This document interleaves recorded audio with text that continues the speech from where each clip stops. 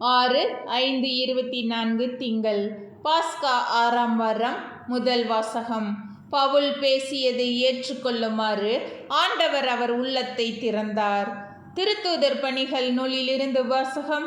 அதிகாரம் 16, இறைவசனங்கள் 11 முதல் 15.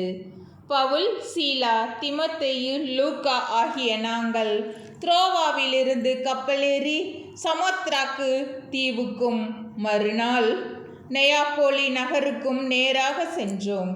அங்கிருந்து மாசிதோனிய பகுதியின் முக்கிய நகரான பிலிப்பி சென்றோம். அது ரோமையரின் குடியேற்ற நகரம். அந்நகரில் சில நாட்கள் தங்கியிருந்தோம்.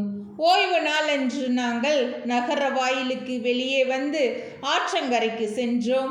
அங்கு இறைவேண்டல் செய்யும் இடம் ஏதேனும் இருக்கும் என்று எண்ணி அமர்ந்து அங்கே கூடியிருந்த பெண்களோடு பேசினோம்.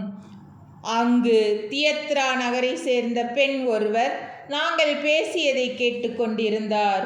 அவர் பெயர் லீதியா.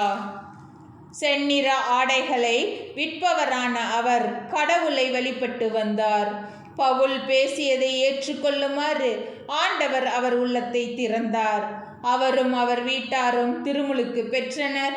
அதன் பின் அவர் எங்களிடம், நான் ஆண்டவரிடம் நம்பிக்கை கொண்டவள் என்று நீங்கள் கருதினால் என் வீட்டிற்கு வந்து தங்குங்கள் என்று கெஞ்சி கேட்டு எங்களை இணங்க வைத்தார்.